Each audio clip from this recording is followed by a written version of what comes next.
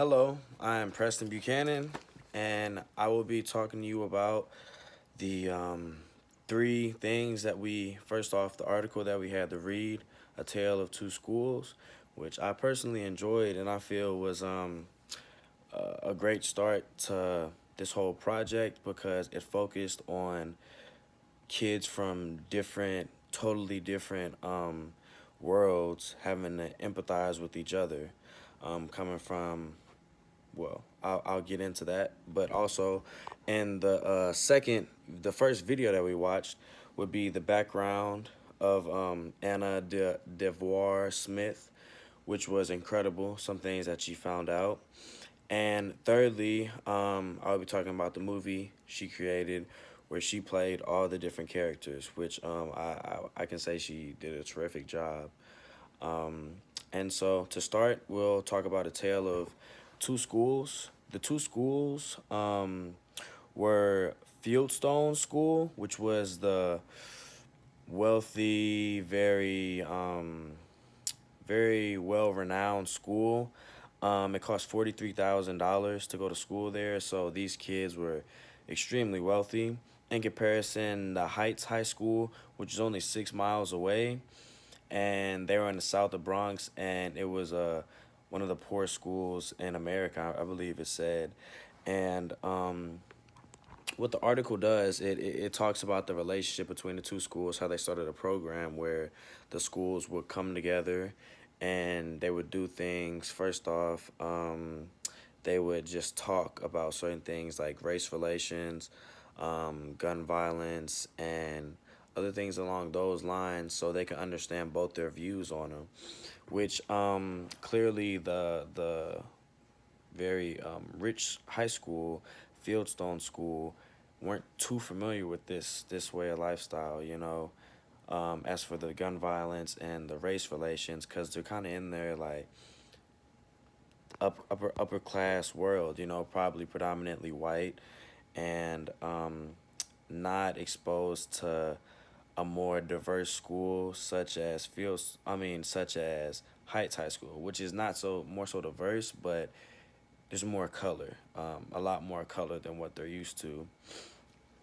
And they would even go on trips together, and they eventually did an empathy project where two students would come, one student from the Fieldstone High School and one student from Heights High School would come together and they would speak on their lifestyles. Kids would talk about family issues such as families committing suicide, people that have died, or just simple things such as their love life as kids. And one thing it's they got to see that they were more alike than they thought, but also they get to see some of the harsh realities that both of them live by. And as for the background video on Anna DeVere Smith, she finds out a lot about her ancestors, is what we learn. And what it starts as is she doesn't really know too much about her history because they say the African American culture, we don't really talk too much about our history because it was so dark and had such bad things going on that we just kind of want to avoid it. And so as for her background, she was it says she used to be a school teacher, and she came into this role of kind of performing and doing things. She said she wants to become the voice of all of America, So during her performance, she becomes like a whole bunch of different Americans, all different from all different areas of life. But that's what she kind of wants to do. She's a very active. She's a big activist, and it says she talked a lot about performing on shows ranging from the LA riots to like the presidency, which can come together because the LA riots, the presidents have to like have some say on that, which is very interesting to see.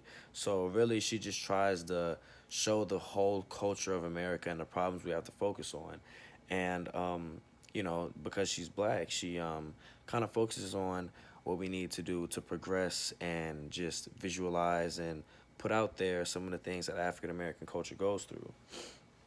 And what was really cool, the part where they got into talking about her great grandfather, who she had no idea about, but her great grandfather actually was, he was called, his name was Basil, which she recognizes his name because one of her uncle's name was Basil.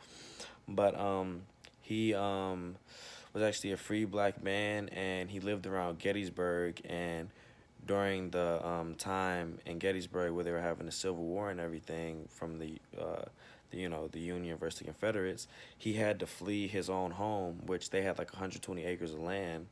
So they fled there, and then when they came back, it was covered in bodies, just all dead bodies. And he was actually paid a very good amount by some wealthy white people or government officials to clean up all the bodies. He had like 10 other black guys he hired to help clean up the bodies and take care of this. So that was kind of cool. She got to learn about. But I remember it was a quote they said he was one of the wealthiest Afro American in Gettysburg.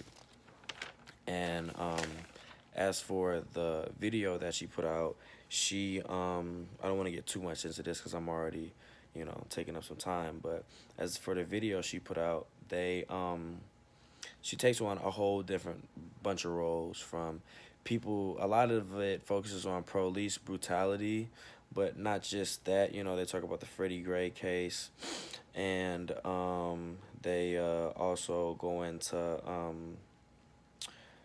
she becomes a mayor of Stockton, California, which a lot of the characters are from that she plays. But it's very moving as they see the different perspectives of everybody, and I'll get into that once I can. It really focuses on the empathy part of our readings, which is very interesting for myself. But as for to evaluate the perform, we'll go to that after. But first, I want to interpret it for you guys. And so, as for how I'm making sense of the performances, it really made sense to me because as the way she progresses through things, she does it kind of, everything relates from the character from before as she goes through it. So she starts with like the Freddie Gray case. She goes to the person that took a video of it. He talks about what happened, like his reaction to it, and a lot of things such as that. And then the guy's name was Kevin Moore, who took the video of it. And then she furthermore goes into it how that video sparked the riots, where they have protesters protesting the whole situation. And for this performance, she had like the protests and stuff in the background while she's doing it, all the stuff going on in the back. And she does this for a lot of the different things. For Taos, who played the fisherman, she had his background, like the fish and stuff in the background. I know when she talked about his kid, she has a picture of his kid in the background. And I think it's constructed this way so we feel for them. We understand where they're coming from, what they're talking about, which is very interesting in my case. And another one she talks about is I thought was very interesting when they talk about the journalist Amanda Ripley, who talks about the girl who got beat up by a police officer in the classroom for using her phone. They have the video in the background and they kind of like show the things, and this kind of has us empathize and put ourselves in her position. So I think this is really helps. And the themes I see emerging from this were a lot of you could kind of go around with the things, but I see a lot of the biggest thing was how it focused on those that were didn't have a voice. I feel it focused on those that didn't have a voice and wants to give them a voice, and this is their opportunity to speak. And that's a huge theme I got from this. And How I relate this to my life stories is I've had many situations where the police have treated me unfairly, how I feel, or just treated me very differently than they should. And I feel for these people, I know where they're coming from. Me being an African American, I know exactly where they're coming from, where she's coming from. And I would say that the performance was very effective because of how she went about it.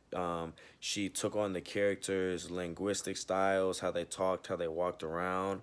I thought it was I thought it was phenomenal. And for what ethical questions should the performer consider when performing the stories? Which she did is why they feel that way and what made them feel that way. And she does that in a lot of her performances, as I know Taos was a good one because he felt being Native American, there, he felt people treated him differently, and like he didn't really have too much of, support groups. So he kind of always felt like he had to be the big bad guy, had to always make a name for himself. And finally, I want to theorize and connect this to what we've done in class. And she, to first start out, it connects to outline one where we talked about she takes on the role perfectly. You have to understand that not only she has to talk a certain way for the characters, but the characters talk a certain way because of their surroundings and their culture. So they have to talk a certain way because of how this is. And I know one of the moms in the characters she played, um, Letitia de Santiago, was really interesting because she had her kids kind of play a role in front of her where they didn't wear baggy pants or anything, but when they got around other kids' houses, they would change and try to fit in, to kind of fit in more looking like them, which is something I really do understand. And this is kind of scripted. And another one I want to pick out from Outline 2, she used dialogic engagement when one of the characters she had talked about being beat up on a bus or a train. I forgot, but she talks. It takes on that role, and then takes on a role of the person that beat her up, and they are talking, and like he's trying to apologize to her, which is it's really cool in my eyes. And finally, I want to talk about the bodily performance she put on because she would walk around and talk a certain way as they did, which is huge. But I'm kind of running low on time, but I think the biggest thing we take away from this is from Outline 7 is the empathy that she made us feel. To understand the other's feelings, you can't fully understand it, but you got to take on the role as best you can, and kind of take on their emotional state, which she really could. She did a very good job of, and I thought it was a great. There's so much I wanted to talk about, but it's just come low on time. But I think the biggest thing to take away is to understand these characters fully. She had to kind of feel where they're coming from, and the stage and everything that she had helped us feel where they're coming from more. But as for herself, she just did a lot of research to understand where they're coming from, why they acted the way they did. And thank you, and hope you enjoyed.